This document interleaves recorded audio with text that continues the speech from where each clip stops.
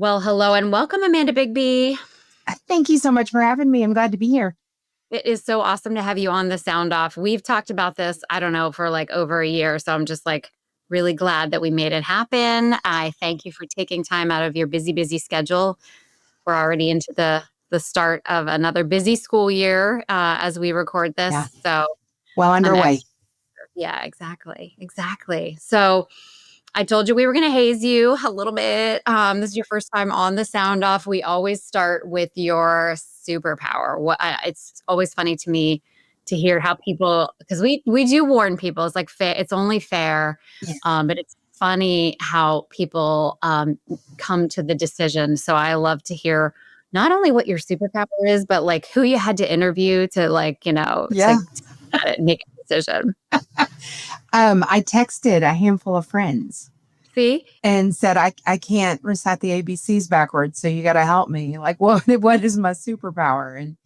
And some came back with serious things, and I didn't think that was really in the spirit of the question. So I'm going to tell you a real one that I think is amusing. Somehow in my life, I have become an attractor of wild animals in a really strange way. In my old home before I moved, I had a swimming pool and I had two ducks that lived there. They would even fly into the pool while I was swimming. Weren't scared of me at all. And then I found a fox trying to hunt my ducks once. And I've had possums and skunks and a whole lot of squirrels that destroyed a lot of furniture. And I'm not really into the wild animals so much. They're not my favorite thing. You're not like Snow White. I'm imagining. I tease that I'm the Snow White of Texas. If they would clean my house, I'd be all in, but they don't. I know. They just destroy things and make smells. So I don't know how great of a superpower it is, but if you're looking for wild animals, my backyard is the place to be. That is amazing. Never would have guessed. Never would have guessed. You never know. That's awesome. I know. Well, you know what? Maybe that is like kind of an appropriate segue into school law. Lawyers are wild animals.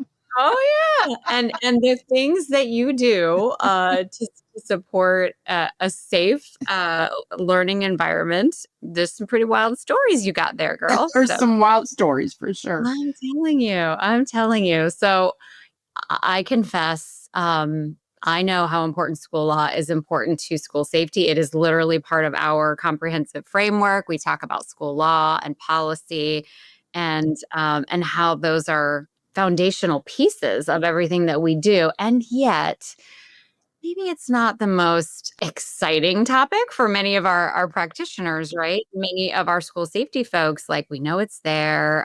We refer back to it. But, it is often very confusing to a lot of us from the other disciplines of school safety and school world. And it's definitely anxiety provoking, I will tell you, like coming up as a teacher.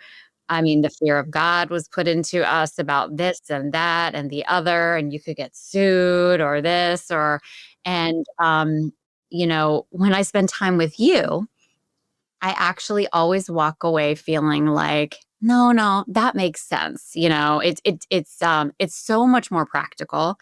It's so much more helpful. And so I'm just thrilled to be able to bring you here to our listeners to bring school law to earth, and help people understand that, most of what we have in our schools and communities is actually there to support the work that we do. And where it's not, we actually have recourse, there are things that we can do. So let's dive in with what is school law? Also, by the way, how the heck did you end up in school law? That would be maybe that's where we jump in, and then you can tell us about school law as you see it. All right. How did I get in? I started college wanting to be a teacher. I was an education major, and my father, who is smarter than I was, and it still is, indicated that I should substitute teach when I went home for the holidays, my first year of college. And I was in a kindergarten classroom subbing for a woman on maternity leave. And by Wednesday, I knew that was not my calling. So I changed my major and decided law school would be easier, and it was. But once I got out of law school, Says nobody ever. That's oh, hysterical. it's true though. Once you find yourself laying on the floor as the big hand of a clock, there's no going back. So yeah, I was like, we got to do something different. So my first job out of law school was doing litigation where I represented cities and schools. And I liked the schools a lot, and that's where my heart was. I grew up in a household where my father worked in education. It was close to my heart, and I had some exceptional educators, particularly in elementary school, that really shaped who I am. So I loved the idea of being able to give back to that community. I wasn't supposed to be in a classroom, but I decided I could do it through a law degree. So I jumped in full force with the school side of it. And about 6 years after practicing, I went in house with a large suburban school district in North Texas and represented them as an employee within the district for about 15, a little over 15 years. And now I focus on policy at a nonprofit here in Texas. Policy is my love language. I'm all about policy, but I'm still trying to support schools, and I'm happy to do it on a broader scale now, and hopefully bring some calm to the chaos that is public education.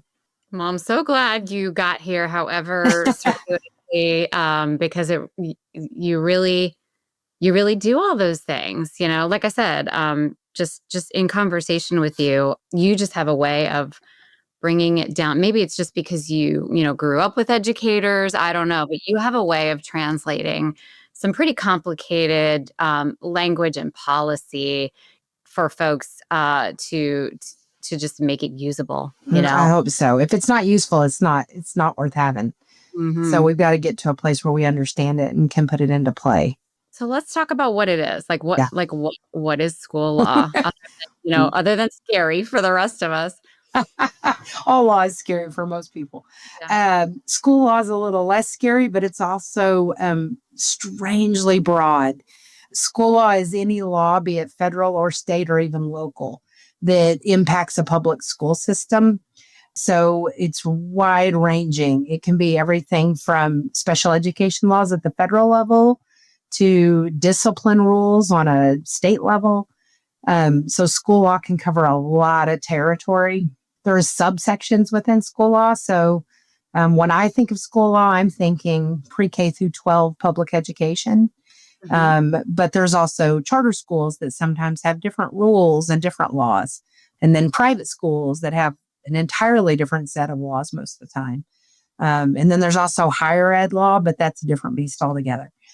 So school law is pretty diverse and pretty large. It's not just looking just at an education code and knowing that all the answers are going to be there. Sometimes it's a little bit of a goose chase, a little bit of hide and seek when you're Yeah. trying to find all the answers. So I don't know that that's a helpful answer, but school law is a big, big thing, and it covers a lot. And school law related to safety has a lot of aspects that are both federal and state as well. No, I think that's a great place to start. It's kind of like, let's start at the outside of the onion. Eel our way in. Continue to spiral, our way in. But, Sure. when I think of when I think school law and how it relates to, all the different people that work in schools, most of us have just a teeny tiny little sliver of knowledge of something because we're required to do something, right? So like there was actual sped law. Special education law was part of my preparation in undergrad and graduate. So yay. I'm not sure, sadly, that there is that much more school law available to our upcoming school, teachers, counselors, school leaders. Would like to see some more of that.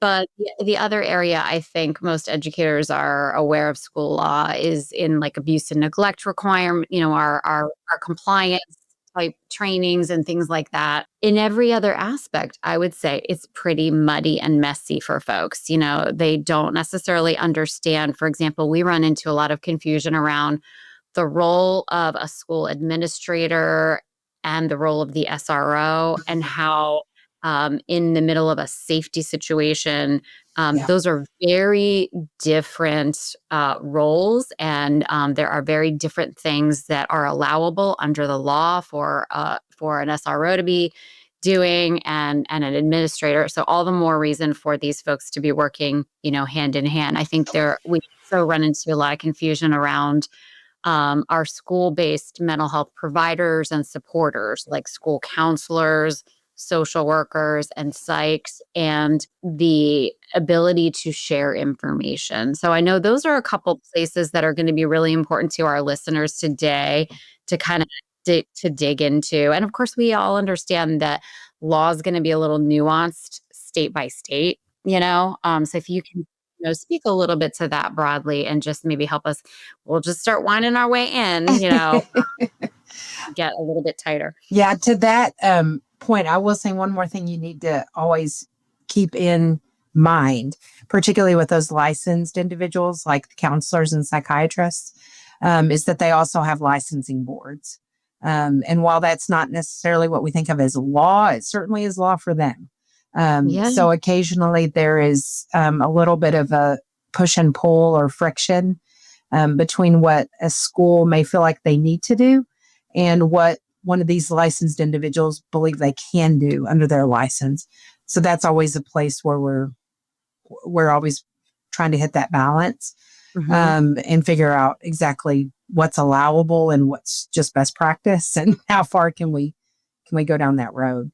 So that's certainly something else to keep in mind as Yeah, licenses. it is. It Yeah, absolutely is. And sometimes I think there's a little competition, between those licensing boards and current school law and for policy. sure. Yeah, yeah. So federal law applies to everybody.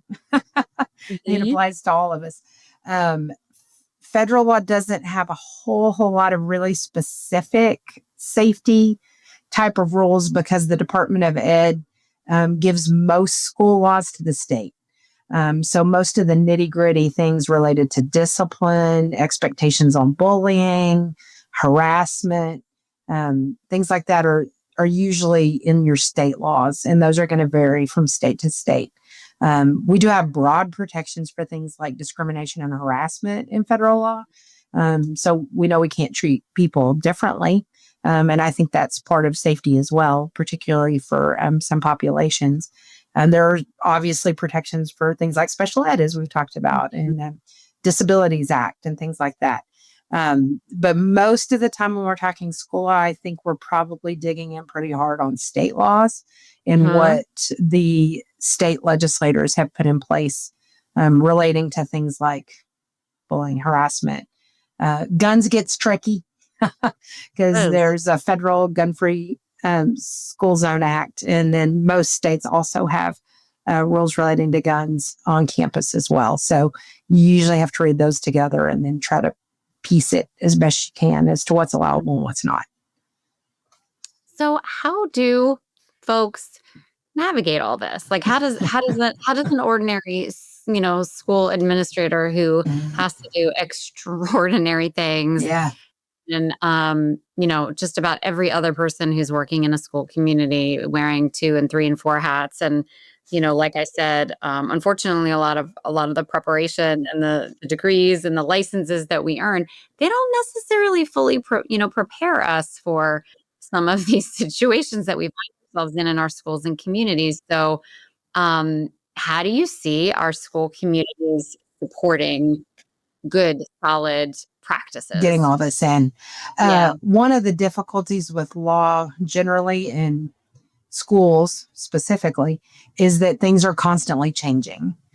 So one of the most difficult things about it is the laws are constantly in flux. The federal law could change pretty much at any given moment. Here in Mhm. Texas, our legislators meet every 2 years and usually have at least one law, usually several, on school safety. So Yeah. it's not something you can just learn and then be done.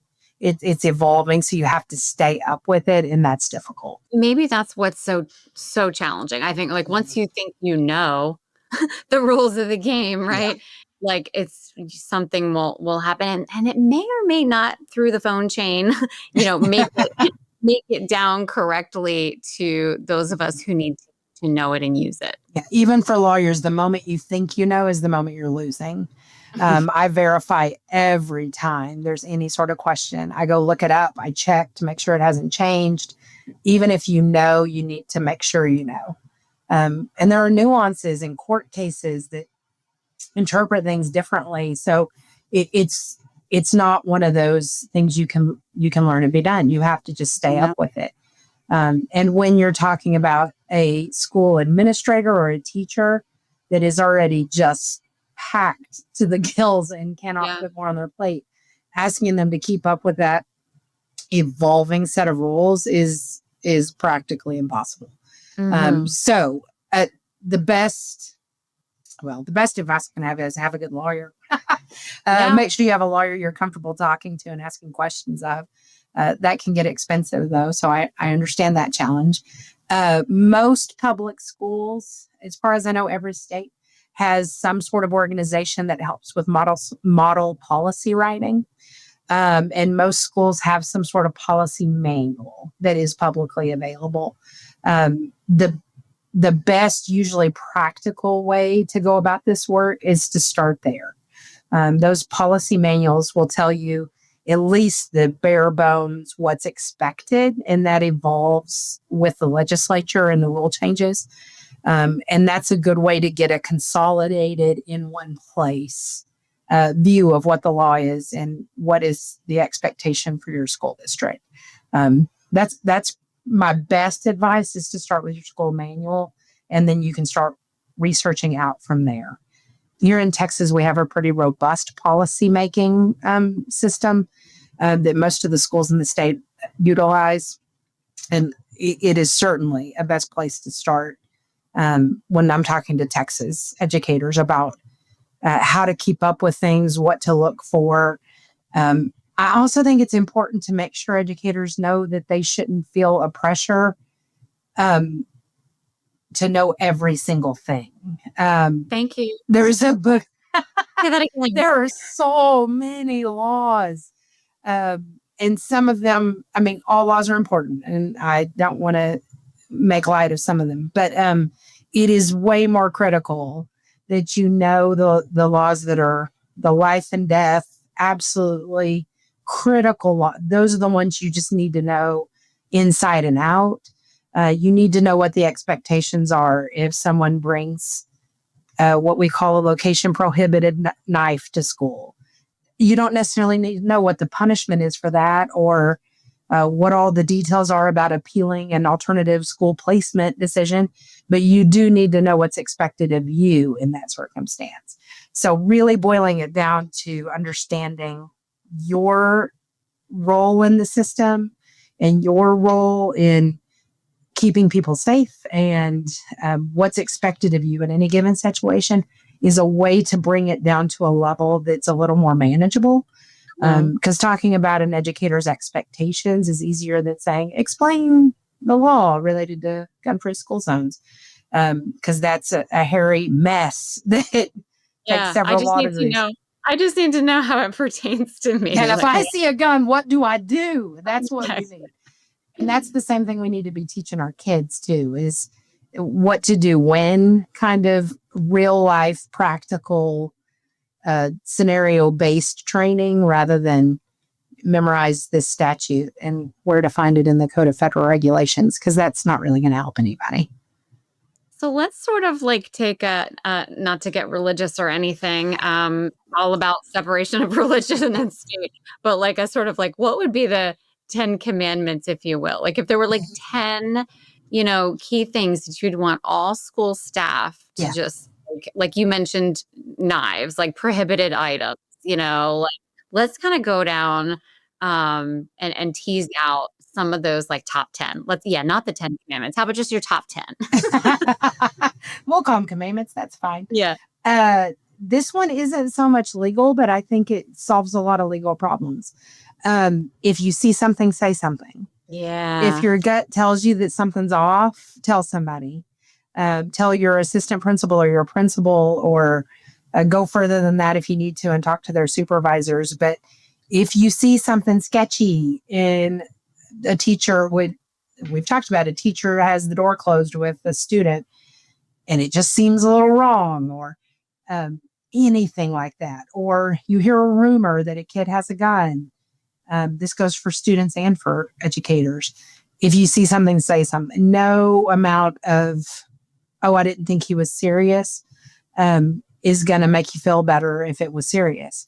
Mm-hmm. So I think if we could get everybody to do that, we're going to be moving in the right direction quickly. Yeah. Just trust your gut on those things. Don't worry about what the law says or what the rule is. Just report it. And right. Like, that's not your job, you know? And I think that's where people get they get kind of hung up, like, well, what if I'm wrong? Or, I don't want to get anybody in trouble, or, maybe I should like look into it a little bit further. It's not your job to be the investigator. You're not investigating. And when teachers would tell me things like that, I would say it truly, you can hedge it. You can tell your principal, like, I'm not sure that's what I heard, but I think, or my spidey senses are tingling. I don't know for sure. And they will pick it up from there and run with it. I like to say it's like you're throwing a flag, right? Yep. You're literally just a flag thrower. Like, hold on, wait, we need to look back at the tape. Yeah. let's look at that again. And it's not my job to look at the tape. It's not my job to I just throw the flag, and you don't even have to know what the flag is for. Just know that it feels sketchy enough. You should throw the flag. Yeah. And that's not just like a worry about a weapon. That's like, a concern about a student's behavior or appearance, or staff conduct, or, or a bus driver who just thinks the second grader is sadder than normal. Mm-hmm. Anything like that is worth telling someone, so that it can be further investigated. Okay. Definitely number one of the 10 commandments. I think if you get that one right, it's almost like the 10 commandments. If you get the first one right, everything else kind of works out. Rules and clues. Yeah. I like it. Yeah. So see something, say something. Oh, this is good. Top 10 commandments. I know, right? It is good. Just so listeners know, I was like, I see something happening here. But yeah, and I think except for see something, say something, non-specified order of priorities. Non-specified order of things. Yeah, so we can go all over the place. I mean, you mentioned like knives, unfortunately, we have a lot of knives in our schools. Yeah. It's one of the, I think, most underreported issues we have in our schools. So, I mean, let's talk about those prohibited items. In Texas, we call them location prohibited knives, not illegal knives. More words. Lawyers. Yeah. Lawyers speak. So in Texas, some knives are okay and some knives aren't. It depends how large they are. And there's very specific parameters about measuring them. It is not up to an educator to measure the knife. I don't want to get my hands on it. Yeah. Don't wrestle a kid to get a knife and then put your ruler against it. That's one that you just need to report. But there are things like guns are obviously well covered in both the federal and most state laws. So it's important to understand what's allowable and what's not. Mm-hmm. I say that to also say, if you see a gun, don't concern yourself on whether it's loaded or not. Mm-hmm. If you see it, you should report it, and then someone else can determine whether or not it meets the requirements to be okay for the federal law and whatever your state law is. But the guns are certainly a complicated twist in the whole situation, and one that we are constantly trying to figure out what's the easiest way to describe what's allowable and what's not. Parking lots become particularly challenging, depending on what the state laws are related to guns. I would say an issue that we're dealing with a lot these days are false alerts. And I'm not meaning teachers who in good faith are like, oh, I saw something. I'm meaning students who call in false claims for things. I don't know how many kids are listening to the podcast, but maybe some parents are. If we could talk to our kids about that, that's dangerous for a number of reasons. First, it desensitizes people because the more false alarms you get, the less likely you are to treat the real ones with enough urgency. But the bigger issues, you're sucking up resources that are needed elsewhere. So when you call a false alarm in, knowing that it's false and just trying to, create chaos. And I know teenagers like chaos. I get it. And there's a hope that you may be able to go home. I get that. But when you do it this way, you're taking up police resources and school resources, and they're focused on something other than the preventative safety issues and, frankly, the education issues that we would prefer them to be focused on. So if we could talk about just mindfulness around how cruddy it is when false And alarms come. beyond that, like even some of our states are really looking seriously at serious consequences for those who are found to have called in that false alarm. Now, unfortunately, we are at a point in time where we are seeing a lot of bad actors from overseas utilizing AI, and so it's literally terroristic activity that is meant to disrupt our way of life. And it's coming constantly. Yeah. And it is, it's fast becoming one of the most critical issues that schools are facing right now, because it is just so incredibly disruptive. Yeah, it is.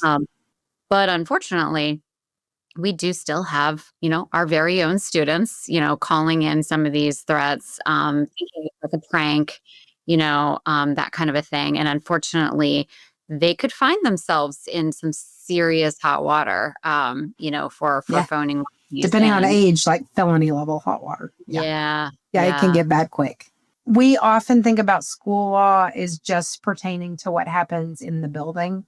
And maybe like on buses and at school-related activities. But there are times the law reaches into neighborhoods as well. And I think that's important to keep in mind. In Texas, and this is not unique, there are other states that have it as well. We have what we call David's Law, which is a cyberbullying law. And it's one of the only times a school has the authority to reach in past the school zones into homes and punish behavior that does not happen at school. So school law occasionally reaches a little further than the schoolhouse gates. But that's also obviously a safety issue. In these times, with constant Instagram and Snapchat and all the different ways that we have to communicate, and some of it is gloriously fun and uplifting. But kids can be cruel. Adults can too, but kids can be cruel. And when I was in school, if I had a bad day at school, then you went home and it was over. And kids don't get that break anymore. It's 24 hours. So there are laws that allow schools to reach in and try to resolve those issues. I will say that's only usually for cyberbullying. If a kid is having difficulty with peers walking home from the bus in their neighborhoods, that's a police issue. And sometimes that's a really hard differentiation for parents to make. They're classmates and they fought at the park on the other side of town. And there's a belief that the school should intercede in some way with that. And while we certainly will work to make sure kids are safe at school and comfortable and happy to come to school, we can't punish behavior like that doesn't happen at school. Somehow, somewhere, schools got responsible for all the things that happen with kids, and also blurry now. Yeah. I mean, and also attacked for doing too much with kids. Yeah. It's a weird in-between place where some parents wish we would do more and many parents wish that we would not. But it's important to remember the jurisdiction of the school and what they can control and what they can't. I think that points to the importance of those community partnerships, right? Because even though maybe it's not under the jurisdiction of the school, what happened at the park after school, off school grounds, that partnership with the school resource officer who can walk, walk both worlds. Play in both worlds. And even with some of our social workers, that can But it is very important that, our parents and our students kind of understand those are the lanes, and this is how we have to work it. However, if we take a whole of community approach, it's not like, oh, it's not my problem, it's For sure. maybe, right, maybe we can leverage the relationship we have with, And with just other. because the school's not responsible for it doesn't mean they can't do preventative measures. Yeah, Doesn't mean exactly. that they can't try to do some sort of work to help the kids get along better and at least take steps to make sure that it doesn't adversely affect the school environment and their time at school. So it Yeah, doesn't put them off the hook. It just doesn't allow them to discipline that behavior. 100%. I think that's a good. There's a lot of confusion too, I think, between interventions and discipline. A lot of people Amen. Yeah. don't. I'm putting that on our. I'm tracking our 10. But just understanding the difference between, discipline and intervention, because a lot of the processes we have, like behavioral threat assessment, for example, those are intervention processes. There might in parallel be disciplinary action that has to happen at some point, for a student's actions, but they're very separate processes. So kind of like if there is that fight at the park, the school's not going to be involved in any discipline or consequences around that. But we would hope that we would see some maybe tier two interventions on that multidisciplinary system of support, where maybe there's some kind of restorative practice if appropriate. Yeah. Maybe there's some counseling, informal counseling, or interventions, even some protections around maybe like passing periods. Maybe we're creating a little space, for these Sure. kiddos. They try to, try to find a way to, Yeah. coexist or We've whatever. done situations where we let kids leave class early to get to Yes. their next class. We've had shadows follow kids to make sure nothing crazy happens. There's lots of intervention type activities you can do that are non-disciplinary. I think one of the problems we fall into is mashing up discipline with safety, because often those do go together. But those are two different things. And there are often times we can take steps that are non-disciplinary, that do enhance school safety, but we don't often see those because we're so focused, especially in the school world, where you have student codes of conduct. And if you do this, then this happens. Yes. And it's a very new way of thinking of what this happens is not necessarily discipline. It could be therapeutic, any Yeah. number of things. Yeah. Mm-hmm. But it's real easy in school world to get discipline and safety. They're so closely intertwined that you have to be very intentional with unraveling it and figuring out what's best for the kid and what's necessary. Yeah, I feel like it feels like that was like the main tool in the toolbox was discipline. Yeah. I don't remember a whole lot of actual intervention Spanking and happening. suspensions was all we had. Yeah. So, like, we're in a different time, thankfully, where we recognize that actually, in this case, that the proper tool is going to be intervention, or maybe it's going to be intervention. And unfortunately, there's going to have to be a disciplinary aspect because our policy says this and we have to stick to our policy. If the policy is problematic, then we have to change that policy. Yeah. But I think that intervention versus discipline, and I'll add another one in here that's really tricky for folks, is like discipline, the intervention versus discipline versus criminal. Oh, for sure. That Like, gets super complicated. yeah. So let's add that wrinkle. Yeah. And it gets very, particularly for parents, this gets really confusing, because the standards for criminal action are different than the standards for school action. Schools can search in times that police can't. And what actually constitutes a crime may not be there, but it may still be against the code of conduct in some way. So they don't necessarily work lockstep. And most of the time, schools and police do separate investigations, and that can get really hairy. And sometimes the police tell schools to back off while they investigate. And parents don't always love the back off time because they're expecting things to happen. And if you're having to wait for the police officers to do their work, that can at least cause frustrations. I think it's so important in those instances, though, to be able to communicate to our parents, listen, while this is happening, this process is happening as it needs to, we will work with you and create a plan. Maybe it's a safety plan, maybe it's maybe it's an alternate setting, whatever it is that we need to do to support your child. If your child was targeted in any way, or we suspect that your child might have been, if your child's not feeling safe, Yeah.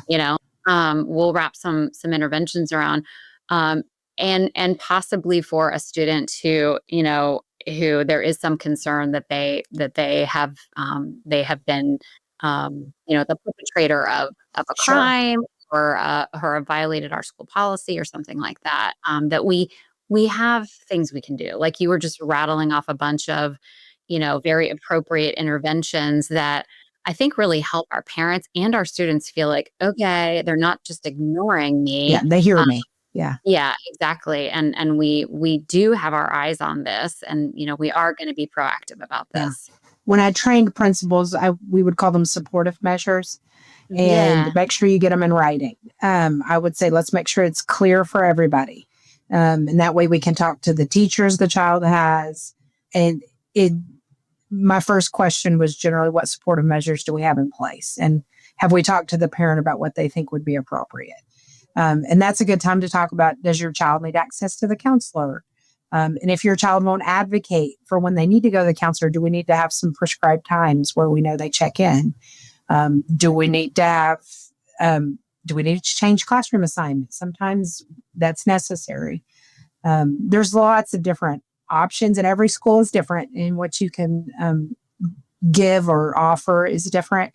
But that collaborative process with the parent gets you a lot of coins in your bank. It builds trust, and you've got to have those conversations. We're a team. Yeah, we're a team in that Yeah. set. So you mentioned something that I think needs to be broken out into its own commandment, and that is the school search versus police search. Yeah. Like we a lot of folks have a lot of trouble with this. So let's talk about that. Like, when is it appropriate? Let's just have a hypothetical, right? There's Okay. a concern that little Sally has brought one of those prohibited, or however many words you use in Texas to talk about some kind of prohibited item, Yeah. maybe in your backpack, right? And so we have an SRO in school, and we also have an administrator, and both are aware, because a student has done the primary directive here of see something, say something. See something, say something. Exactly. Which, if you can do nothing else, let's do that. That's number one. Yeah. So help us work through this hypothetical here. What are the differences? Yeah. Odds are these days, if there's something bad in a backpack, it's a vape. Yes. Odds are.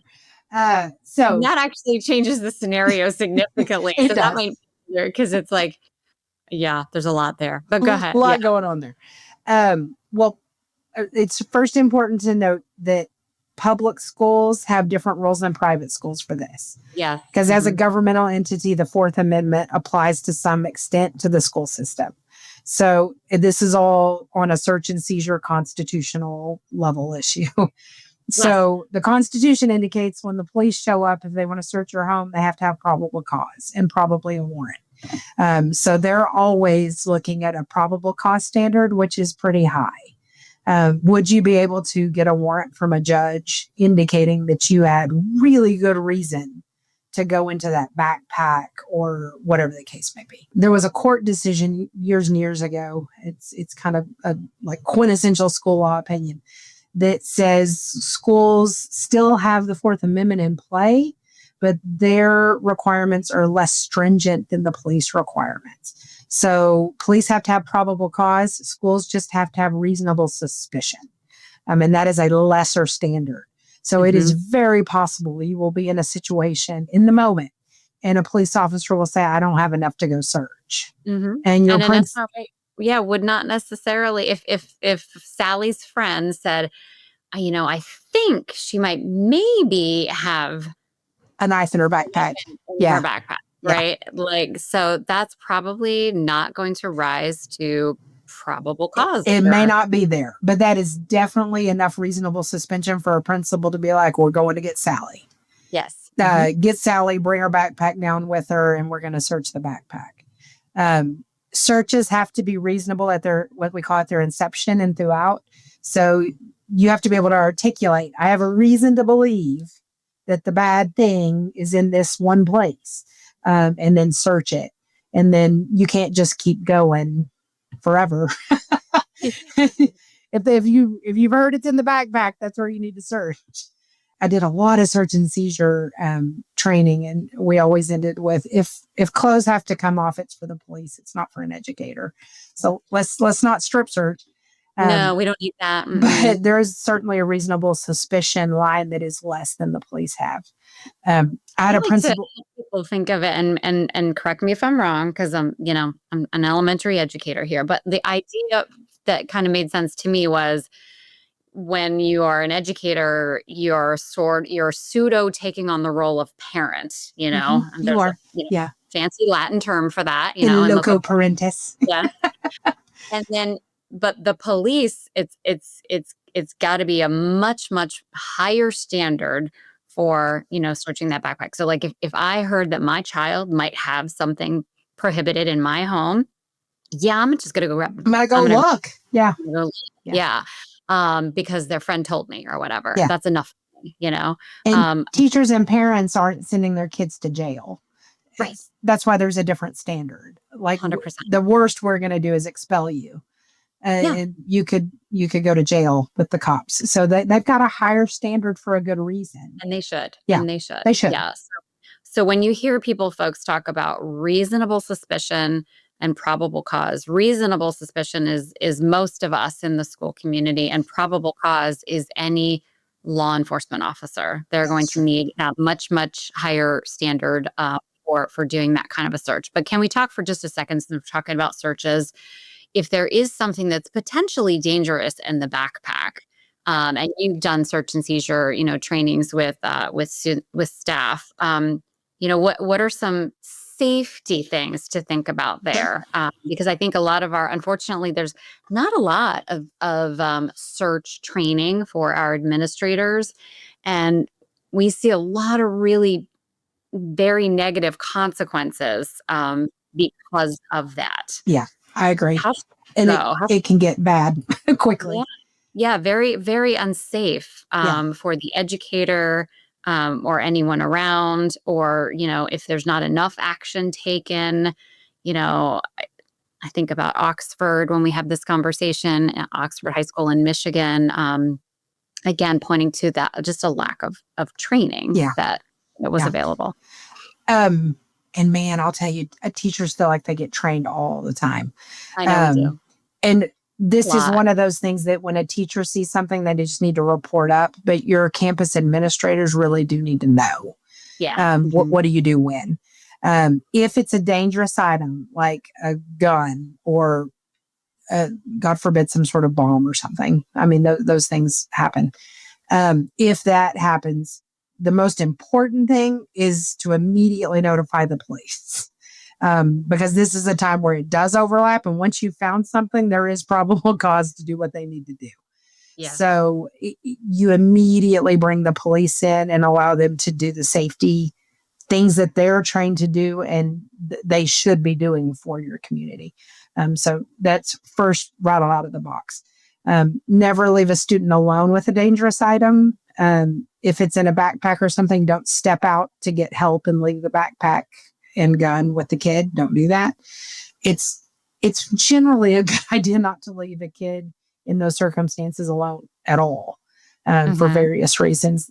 They may be hiding something else. They may be in a self-harming situation. You just don't know in those circumstances. So it's best not to leave the child alone at all. The trickiest thing that I came across with campus staff was when we found inappropriate material on cell phones. Generally, child pornography is pretty rampant in high schools, particularly middle schools, and we even had some down in the elementaries.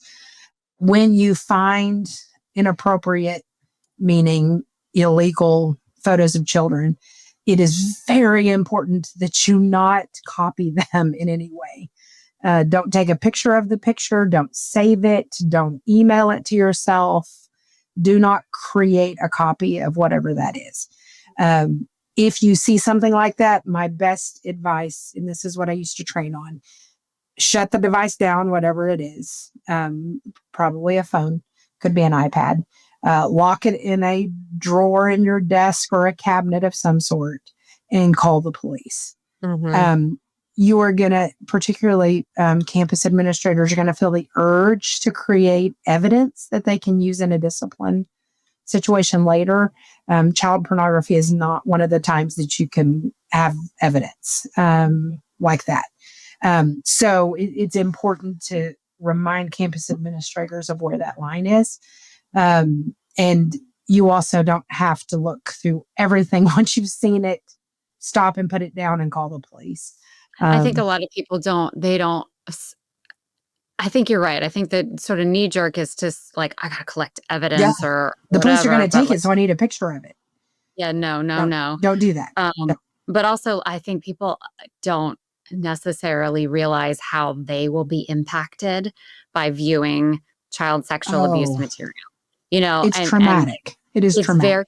It's very awful. It's very traumatic. And so, again, it's like pulling a knife out. It might as well be, right? So I think that's just such a really good, it's now a separate commandment, Amanda.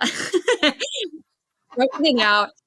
So a lot You're not creating new child pornography in your. Exactly. Right. It really is in terms of that. And whether it's some jurisdictions are going to call it child pornography, which is how it's been referred to decades upon decades. More and more we're hearing folks calling it child sexual abuse material, but whatever you want to call it. Well, if you think it's there, I love that idea. Shut the device down, lock it up, call the police.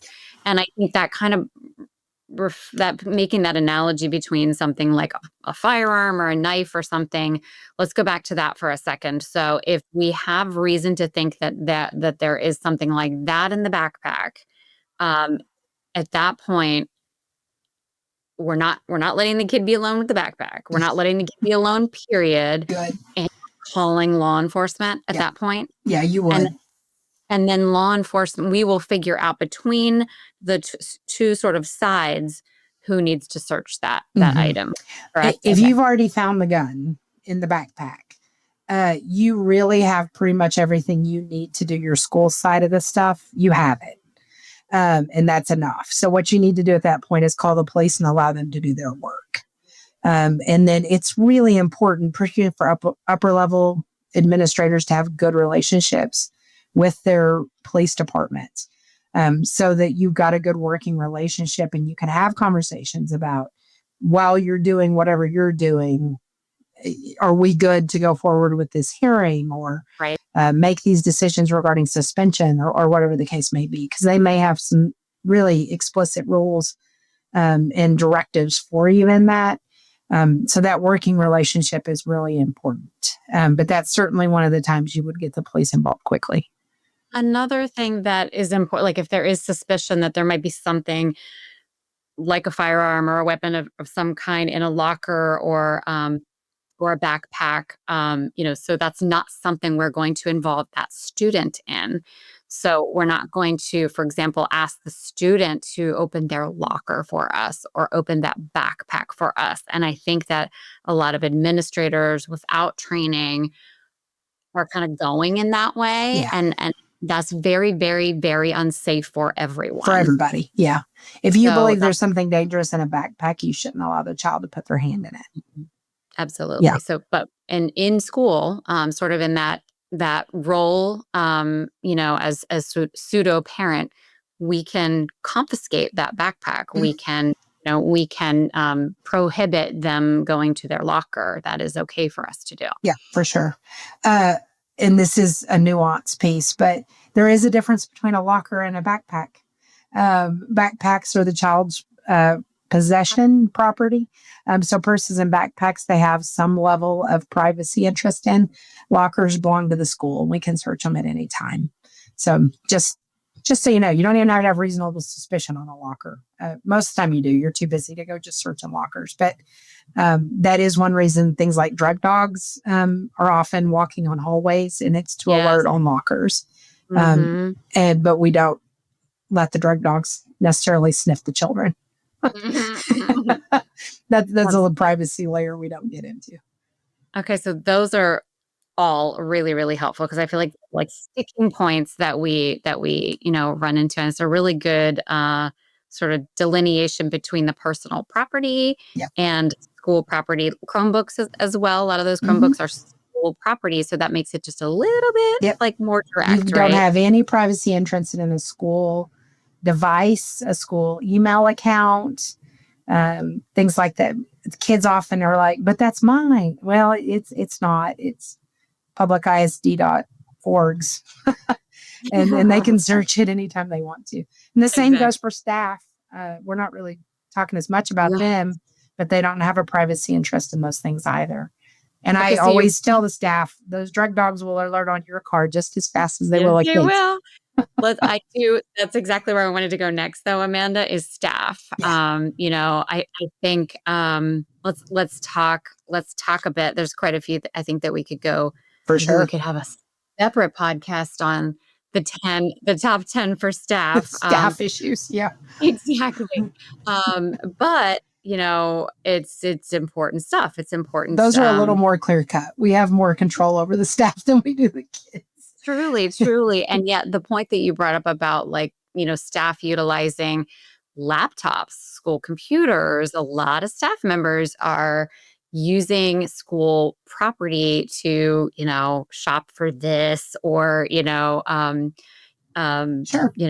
view things that they shouldn't be viewing, all of those kinds of things. So let's get into some of that stuff. Most schools allow for a reasonable amount of personal use of school technology. If you want to check your bank account and your lunch hour, things like that. Most schools don't have any problem with that. Even an occasional Amazon jump. I would tell teachers usually, though, if you do that during instructional time, it's a bad look. And there are logs that show when you looked at what.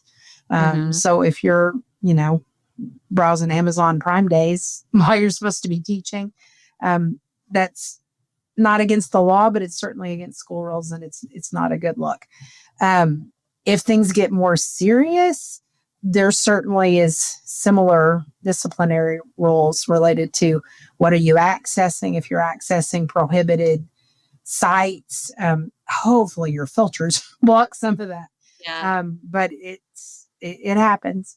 And sometimes teachers also either knowingly or just negligently will bring items to school that they shouldn't. And sometimes it's things like alcohol, and sometimes it's worse. I've had teachers bring weapons to school thinking they were in a self-defense mode and had their heart in the right place. But you've got to know what those rules are and what you can and can't bring into school, and when that's allowable and when it's not. So I think that kind of spelling out those do's and don'ts for staff, there are some logical places to do that. Sure. Each school year, maybe twice a year, maybe little refreshers during staff meetings. You're really good at that. That's one of the things that I just love about I really do think you didn't maybe go into early childhood education, but you are very much an adult educator. And so thank you. They're easier in my opinion. Yeah, those little we in education talk about quick and dirty, like a quick and dirty little lesson or nugget or whatever, and you're known for that, and so just a little reminder, folks, and you do it in such a fun way often, or have done it in that way in the past, to sort of catch people's attention. I've done a fun training called the Top 10 Ways to Get Fired. Yes, everyone's gonna look at that. Yeah, they are. They're going to pay attention. And Nobody sometimes wants you just have to say things real clear, like you're not allowed to exactly. date or sleep with your kids. You're just not. That's a no. And that brings me to another whole one that relates to staff too, that I think we could put in this top 10, is, staff conduct with students. We had recently another podcast guest talking about, having been groomed by a staff member, a trusted adult, the most popular teacher in the school. And, when we talk about her story, granted, it's years and years later, we have made some progress, but there's just some very basic parameters that could have been in place to make it so that this predator could not have infiltrated the system and been able to, use the school as, his predatory grounds. So let's talk a little bit about Yeah, that piece for there. sure. It all goes back to the first commandment of see something, say something. Yeah. Most educators are pure heart, good deed, child loving, good people. The vast majority of educators are that. Unfortunately, people who prey on children are attracted to jobs that allow them access to children. And that's just a dirty truth. So it is upon us to make sure that we're the ones that are reporting any potential that doesn't look quite right bad acts. So it's the bystanders that are critical in this. We've got to root out those people as fast as we can and make sure they're held accountable and can never be in a classroom again. But it takes all of us being aware and willing to speak up to make sure that happens. So that's my first thing is see something, say something. Mhm. Even if it's your friend. Hey, man, you shouldn't Colleague. have friends like that. You've Well, got to. people though, we talked about with this speaker, her name's Michele Gay, and we talked about how they are good at Oh, they are sneaky. skilled, Yeah. highly skilled sociopaths that create this vast network and build trust among adults And and, kids. Yeah. and weave these stories and, chip away at the credibility of their victims and, all of that stuff. So even if it just doesn't make sense to you from like what you think you know about this Yeah. person, you're seeing the flag, you got to call it. You've got to throw the flag, no matter who it is. And again, you can hedge it on, I don't know for sure that I saw what I think No. I saw. This seems real out of character for what I know this person to be. You can make yourself feel better by putting all the caveats you want to on it. Yeah. You have got to tell somebody, though, so that it can be investigated. That's our only chance of ever getting ahead of it and stopping a groomer before it progresses, and certainly stopping someone who's abusing children from doing it again. There's got to be transparency around it, and we have all got to make the reports when we see the thing. It's absolutely critical, and we've got to train our kids to do the same thing because they will hear before the adults do. Usually, kids are terrible secret keepers. They're awful at it. And they will tell a friend or brag about something or something is going to be part of a rumor at a high school campus in a heartbeat. We've got to train our kids and talk to them about the importance of reporting anything they hear or see that could be that kind of abuse, physical, sexual, any of it. Again, it takes all of us working together to get to the bottom of those things and to nip them in the bud. But you've got to create a culture where those kinds of reports happen and where we trust each other enough to make those reports, and that something's going to happen when you do. So if you're a campus administrator and you get the report, you have to investigate it. You cannot be the person that says, oh, not them.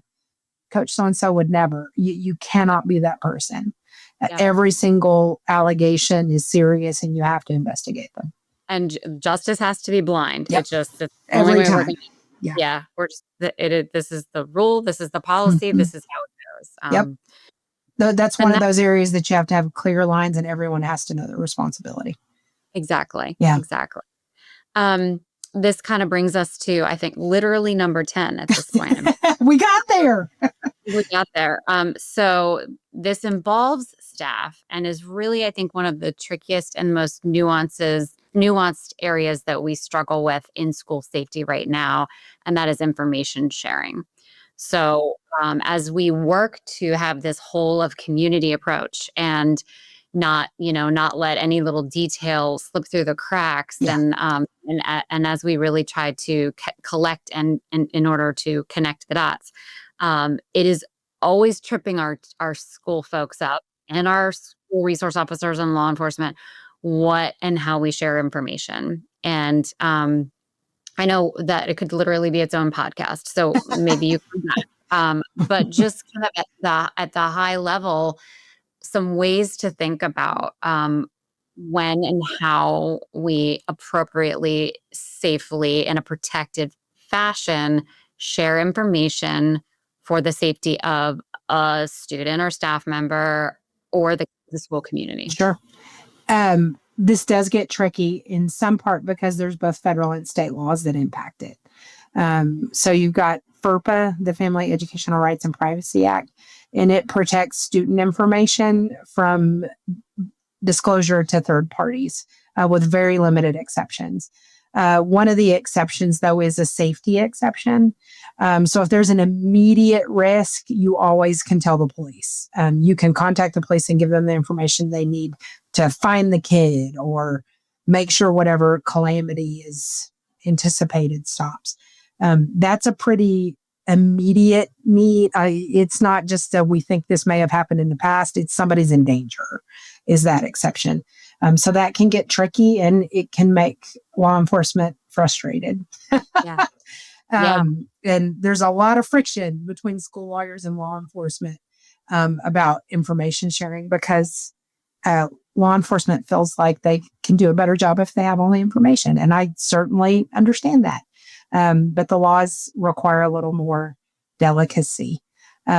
So subpoenas are another way when I'm talking to law enforcement. I'm like, you can always subpoena it. If you show up with a warrant or a subpoena, I will give you anything that is listed on that document. That's a lot of steps and not always great for them. If it's a situation where the parents are on board with whatever it is, your easiest foolproof method of sharing is always to get written parental consent. If you have written parental consent, it covers all sins. You can share anything if you've got the parents' consent to do so, until a kid turns 18, and then you need their consent. But up until the age of 18, parental consent allows you to do what you need to do. And I'm amazed how often I'll ask an educator, did we ask the parent if they would consent to the release? And that never even occurs to them to ask. I know. So I think a good first step is always, are you comfortable with me sharing this information with law enforcement or whoever the case is?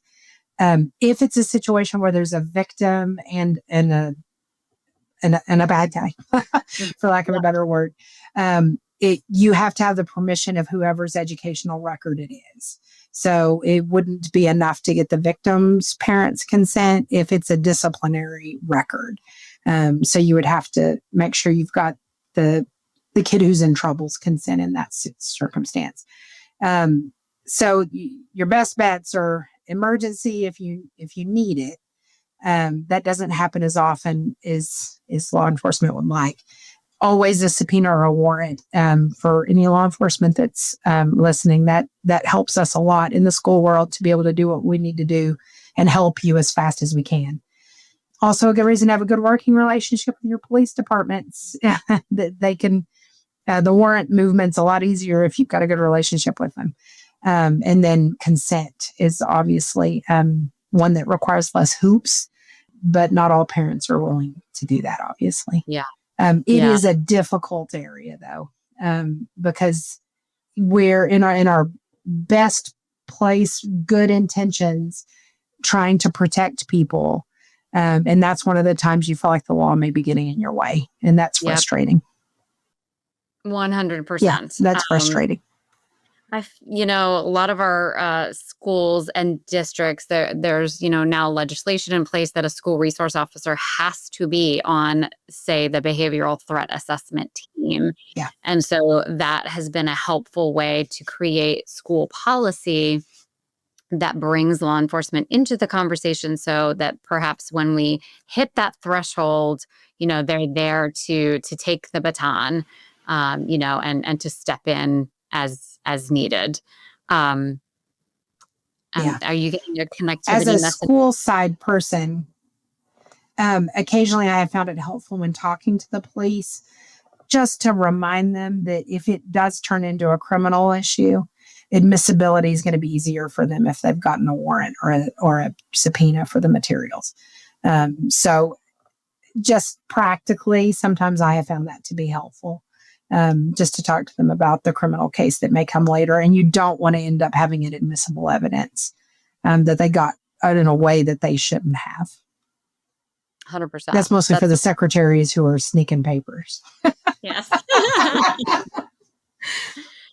So I think we come back to that one, Amanda. I think our next there's just so many nuances to that information sharing piece. But I think, the key takeaway is if there is a concern for safety, that will rise above, your actions to share information. I think, to also just keeping in mind that team sport that is school safety, right? So making sure that information doesn't just live, even on the school-based team with just the school counselor, that we are sharing that information on that team that's there to support the kids. So when we run into a hairy issue, there's another perspective on it. There's other people to say, no, I'm calling it. Like we've got it. This is a law enforcement issue at this point. To passing the baton. Yeah.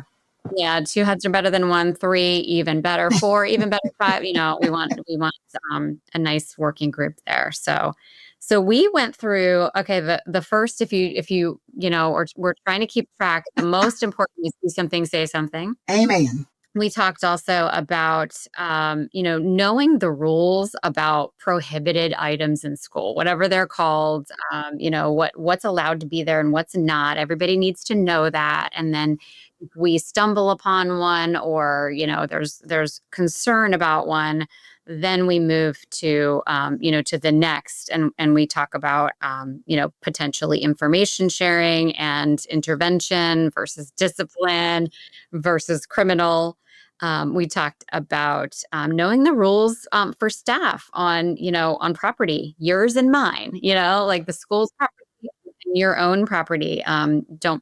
If you have an item that's prohibited in school, like sometimes you got to check your bag before you come to school. Let's be smart about it. Talked a bit about false alarms, which is a reality for so many of our schools and communities. How we're going to handle that. How can we be proactive and at least stave off the sort of pranking element that we see from some of our students with those false alarms. It's just so harmful, traumatic for so many school members.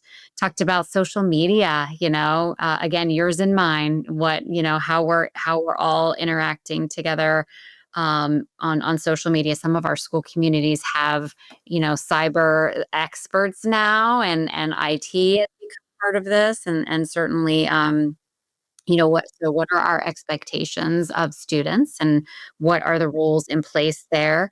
Talked as well about child sexual abuse material or child pornography, what to do if there's concern or if you stumble upon it, how are you supposed to handle that and what action should you take? And talked about staff conduct with students, the rules are the rules and we stick to the rules, period. And when we notice somebody straying outside, we throw a flag. Throw the flag. Yeah, exactly. So many good things here that, again, could be podcasts on their own, but, really, I think help us put our arms around school law, help us think about how to make it practical for students and staff, bring it into the conversations, have some tabletops from time to time, keep it top of mind, so that we're all doing our best to keep our schools safe and sound. So it's your turn now, Amanda, to sound off. There is just one thing that you want us to do, to know, to take away, to feel empowered by. What little gem are you going to leave us with as you sound off? I'm going to leave you with what I hope is a more positive one. It's just a plea to support your schools and your educators. We're in a place right now where schools are kind of a hotbed for political fights, Yep. and they're under attack often. And educators are really tired right now. Post pandemic, a third of all educators indicated they were thinking seriously about quitting or retiring early. And as early as last year, half of the teachers in this country indicated they were seriously considering changing professions. They're tired. So the whatever you can do to lend support, to ease some of their stress, to help them in some way is obviously appreciated. They're front line of education, obviously, but they're also front line of school safety, and that's Mhm. a heavy burden under the best circumstances. But when they're exhausted from outside issues pushing in, it makes that burden feel even heavier. If you could write a kind note, it doesn't even have to be buying anything or even giving a whole lot of your time, but just words of kindness go a long way in just fueling a teacher up to do the best that they can do. And what we really need, and what much of this comes down to, is teachers being on their A game, seeing things, paying attention, being alert. And they're more likely to be able to do that when they feel supported. So, my nugget is support your public schools. They're the center of your community. And those teachers are working their tails off. And if you could just let them know you appreciate them, that would go a long way. Amen, Amanda Bigbee. That is just word to the wise. That's amazing. Thank you so much for joining us, for Of sharing so many course, pearls of wisdom with us, and for somehow making school law fun. You know, I don't everything can be fun. know. It can with Amanda. So this has been Amanda Bigbee on the Sound Off. Thanks again, Amanda. Thank you so much for having me, Michelle.